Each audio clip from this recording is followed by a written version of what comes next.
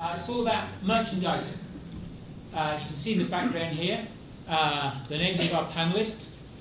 I won't let you guess who's who, because that would take too long. I haven't got too much time. So what I ask them to do, the best thing is if they could just each introduce each other for 2 seconds. And I'll give Eric, you know who Eric is, in a couple of seconds, a little bit more because he's a bit special. So should we start on the left-hand side? The gentleman you know? Yeah. Well, welcome again. Thank you. Patrick Poetzsch, Head of Automated Sales with Lufthansa. Dumas, CEO of Vayant. So we do specialize into sales offer creation for airlines and agencies. We do work mainly for airlines, obviously. So airlines like Lufthansa, Austrian, Swiss, TAP, Turkish, Air France KLM, Gulf in Middle East, and Fly Dubai. So we do provide and enable them rapid changing sales offer creation, enabling them to produce what they want and to have the agility, the speed, and the freedom to sell to who they want, what they want, without restriction. I thought it'd be good to have someone a bit technical amongst these airline people. Matthias. Yeah, Matthias Koch from Air France KLM. I'm in charge for the business development and partnership department. And we are working on partnerships like commission-based partnerships, third-party ancillaries, but also on brand partnerships, which allow us to enhance our own brand image, going together with some very well-curated and selected brands, a very huge area. Maybe we speak a little bit afterwards about all this. Thank you, Matthias. My name is William Cavendish. I'm the Vice President of Distribution for Emirates, and what that means is I'm responsible for setting the airline's distribution strategy, and then on a day-by-day basis I'm responsible for the indirect channels. I've actually found the 2 previous sessions very interesting, very thought-provoking, and I hope you all have as well. Thanks, Bill, for the introduction. What I'd like you to do, if you can all just think of any questions, because in the middle of the session I'm going to pause. This is a great opportunity.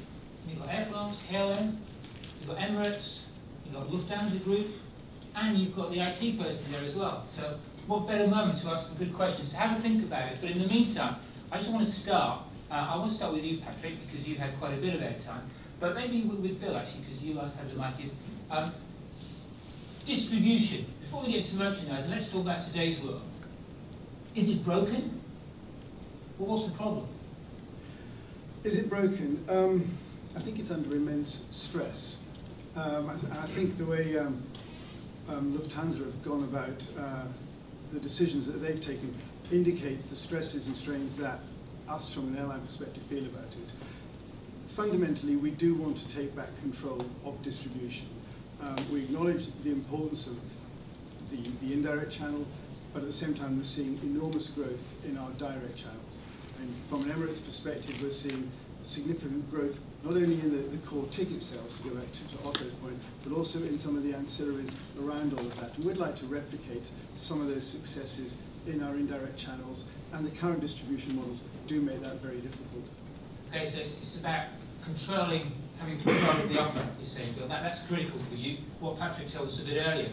Eric, you know, from a technology point of view, surely with all the progress in the last 10 years, it's got to be okay. So, to answer your question, I don't think distribution is broken. It's just that the world is changing. What was acceptable 20 years ago is not acceptable today on an airline standpoint. And thanks to some investments in the last 10 years, some new companies came to the market like Vayant, enabling airlines to simply do things differently. 20 years ago, airlines did not have the choice. They could work only through some major IT players they actually created, and they got stuck with it. Nowadays, airlines have the choice of using best of breeds or using specialized providers to do things differently and to differentiate. That was not the case a few years ago. And as the world changed, online became popular. Today, people want to be able to go online and to buy, in a sub-second response time, a package, an airline ticket, optional services, and to become free to choose by themselves. And 10 years, 15 years ago, that was not existing. So this is what has changed. So distribution is not broken. It's just that distribution has to be changed to adapt to what the buyer, the customer, is looking for today. And that's actually the key message. And airlines have changed in a way that they want to change their systems in a very rapid way. It is no longer acceptable for an airline to place a 12-month change request. They want to get a change done right now because their customer wants to buy right now. Thus, to the agility principle that only small companies, medium-sized companies, are able to achieve. So you're saying that essentially the technology is there, some of the players are there to help this, and I'll come back to that in a second. Just before that, Matthias, would you share the views that things aren't working as well as they could today from a customer point of view, what you could do? No, of course, it could be much more better, and I think somewhere we are still sitting in the Stone Age if we compare us to the retailing industry. We are sitting on a gold mine. We're sitting on a gold mine because we have so much data about our passengers. We know not everything, but we know a lot about our passengers. We know where they will go, with whom they will travel, in which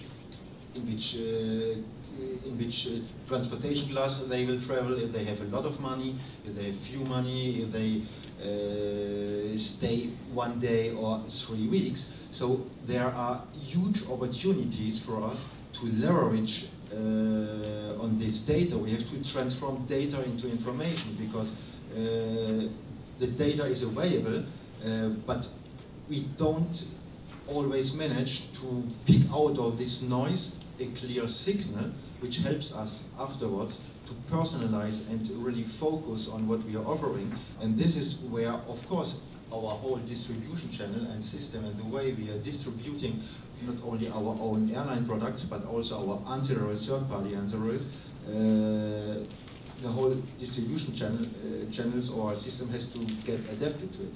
Okay, thanks, Matthias. A real lot of pressure, huge opportunity to better engage with the customer. We'll come back to that.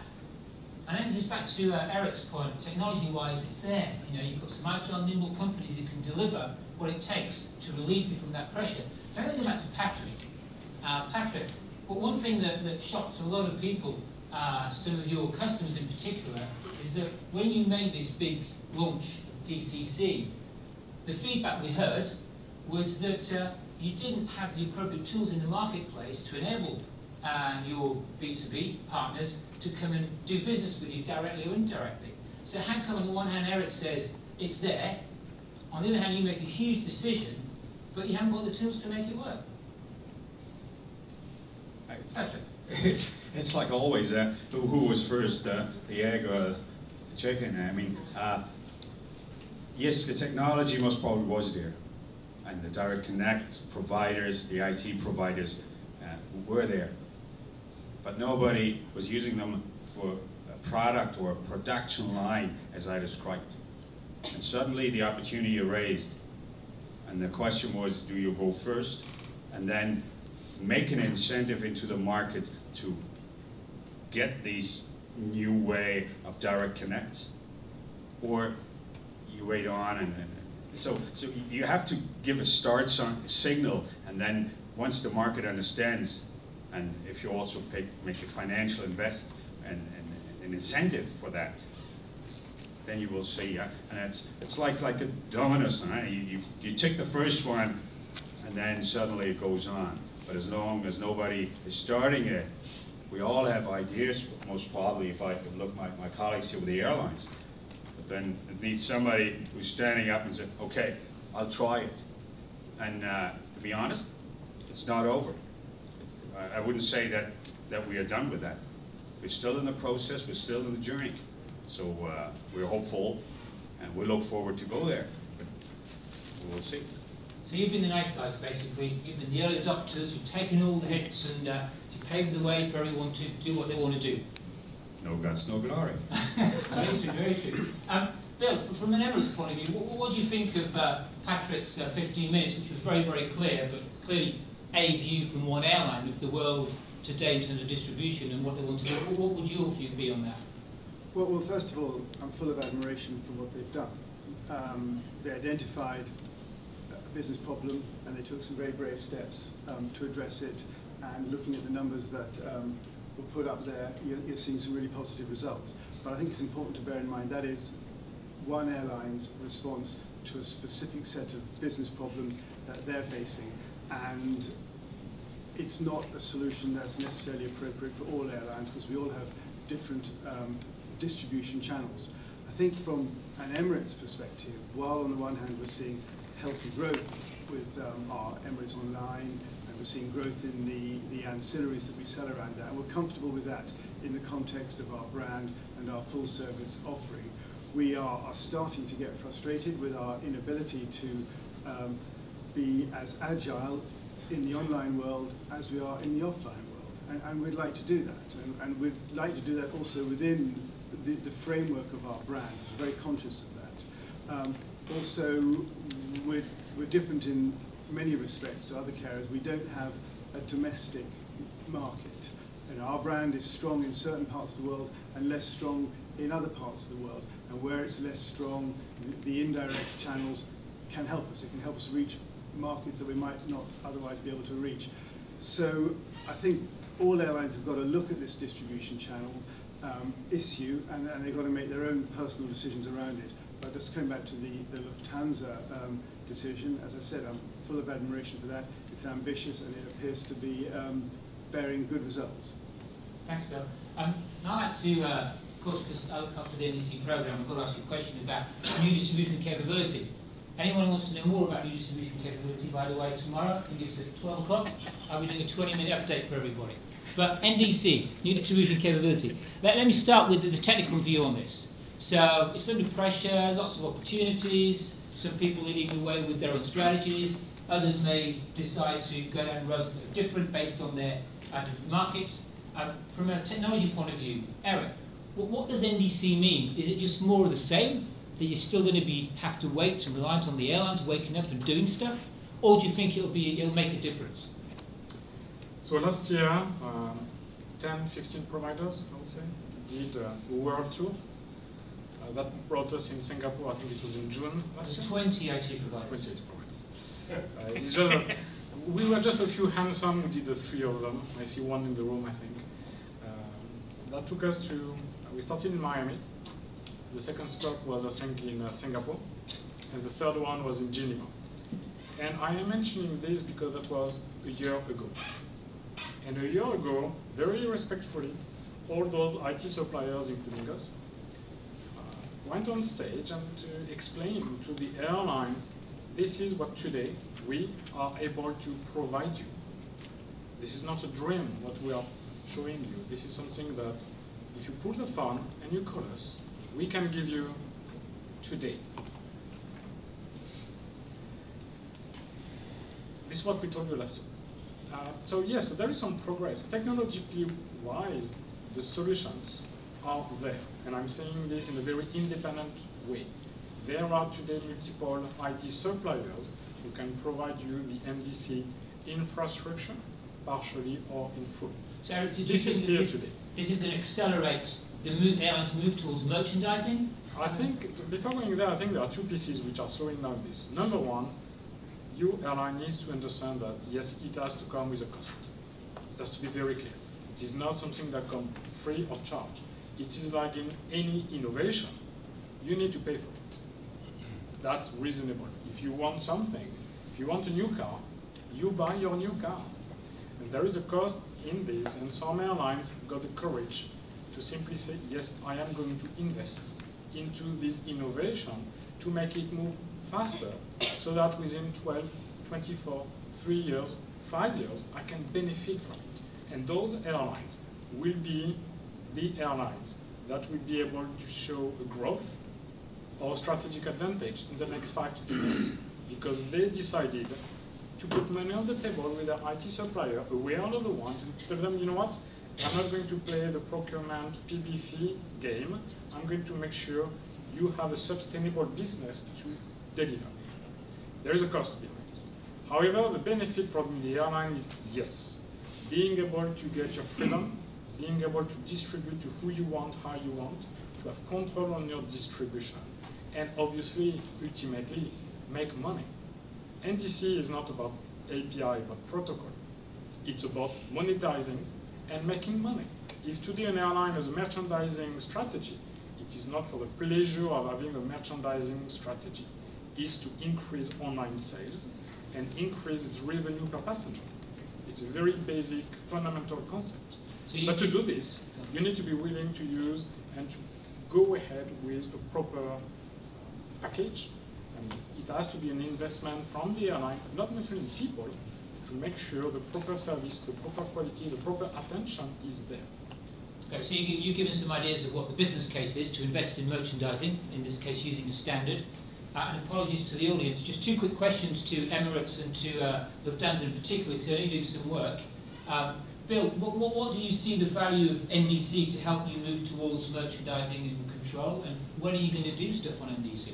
Okay, we see value with NDC in terms of standards. I'm going to slightly disagree with Eric's point, because in the indirect channels, I think standards still very much govern how you retail. So if the NDC standards can broaden the scope for what can be retailed, we obviously welcome that, and we're looking to do some pilots in this area certainly this year. We expect to be announcing fairly shortly an NDC compliant programming API, so developers can work with us to explore opportunities around that. Coming back to the direct channels, we've actually done a lot of this work already. We retail extensively through our Emirates Online, and that's not NDC compliant. We're making good money retailing, and we're working out what works well for our customers, how we can deliver that efficiently, effectively, and profitably. And we don't need NDC to do that. But we want to take those retailing lessons from Emirates Online into the direct channels and do it within an industry-wide standard so that we can remain open and responsive to what my masters will want to do a year, 18 months hence, because I don't actually know what they would like to do, but I need to make sure we have a platform to support that. But thanks. In a second we'll come to the wider scope of options, but just before that, Patrick, what does that fit in your, where does something like an industry standard like NDC fit in your strategy? Well, as I said before, it's a wonderful, as we speak one common language, to describe our products in a broader way than we ever were able to. So, wonderful approach, and we will go for the pilot shortly. Maybe you shouldn't ask somebody like us as ITB is coming up, and an ITB is usually when you present the issues and sign the contracts and announce it. So the question is 2 weeks too early. But can you tell me more now than you would have told me last night after a few beers? So this is great. Thanks, Patrick. Now, before I just want to one step before I hand over to I'm going to ask Matthias his view on broadening the scope of series. Are there any questions from the floor? Yes, I have one for you, Matthias. You mentioned, sorry, I think you can hear me. Yep. You mentioned. Let me give you the mic just in case, because maybe in the back won't hear. No problem. You mentioned during your speech a few minutes ago, Air France actually working with specific brands. I'm curious to know what kind of brands they would be that carry the prestige of the airline but fit with your marketing philosophy. That's a great question, John, because that was my next question to Matthias. So here we go. Let me put it in a wider context about merchandising, business development, ancillaries, third-party ancillaries. It's a very broad area. In some areas, like if you do business with third-party ancillaries, you are creating new revenue streams. You are getting commission. If you are working with brands who have a brand image which fits to your brand image, brands with whom you are sharing a certain amount of values, maybe it may be excellence for some, it may be punctuality, it may be a certain local touch or whatever. In fact, what you are doing, you are capitalizing on your customer contacts and the relationship you have with your customers, because what you are offering either to third-party ancillary partners but also to brand partners is the access to your customers. So in a certain way, you are valuing what I called just a couple of minutes before the gold mine we are sitting on, all the data, the customer contacts and access you have. you are valuing it. If you have, for example, in your business launch, people are sitting half an hour, 1 hour on a long-haul flight, it may be between 5 up to 12 or even a little bit more hours, where people are in your brand environment and where you can bring in a certain number of well-curated brands, which it's not only from whom you will not just get a marketing fund and to position their products and their brands, but which may also, in the perception of your customer, enhance your own product. Because if you have a very nice, let's say something very basic, a chocolate or a tea brand, which is very well known, which has a kind of luxury reputation, if you have this on board instead of having a no name, of course the customer will get the feeling that, okay, he is in a very special environment, and you are valuing your customer more if you would just give a no-name brand as a tea, for example. It's just a very basic example, but it can be a revenue stream, but it's also about enhancing your customer experience. So could you give me an example of a brand that you've worked with in that way? I can give one, which is, let's give 3. On the in-flight, Air France and KLM together, we are working very closely with Coca-Cola, for example. Right. Because we thought that Coca-Cola fits much more, because there have been 2 choices, Pepsi and Coca-Cola. But we did the choice of Coca-Cola for a certain number of brand values. And if you're flying KLM and also Air France, you don't drink beer on board, you drink Heineken. This is another example, and it's like it's presented on board. We don't offer you a beer, we offer you Heineken. And if you are, for example, in Air France launch in CDG, London or GSK, you can get a wellness session with Clarins. I don't know who knows, you know what Clarins is? Yeah. So if you fly with Air France in our launches, you get a wellness session free with Clarins.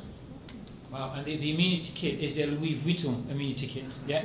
Yeah, and afterwards we have a lot of other luxury brands on board, but I don't want to take too much time on this topic about brands. We have a question here from Michael. Can you speak loud?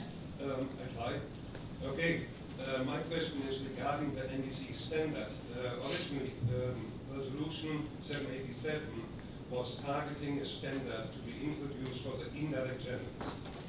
My question to the airlines, but as well to Eric, is since the airlines are basically now transitioning into their own offer factory for all channels, for direct as well as indirect channels, do you see that Bill already made some comments and you don't see it that way, but do some of you see that the standard, the NDC standard, is going to be extended in your gateway across direct as well as indirect channels? Thank you for the question. Always a pleasure from you. I think there are 2 answers, which is the number one is the unification of the interfaces is a very good thing. So whether it is used for direct or indirect, at the end of the day, it does not matter much. Or I should say, it is very good it is used for both channels. Because at the end of the day, there is one single language, to take back the qualification from Patrick. It has been designed for indirect, which is a great idea. It is by report effect starting to be viewed as a potential usage on a direct channel. Why not? And I would say thank you if it works. That will simplify airlines' life. That will simplify IT suppliers' life, because we will all have the same interface, and anyway, anyhow, we are working almost on each other's together in a way. So that is beneficial for the overall industry if indeed the same extended interface, because it will require extension, can be used in a multi-channel purpose, irrespective of the channel. That is really my perspective and position.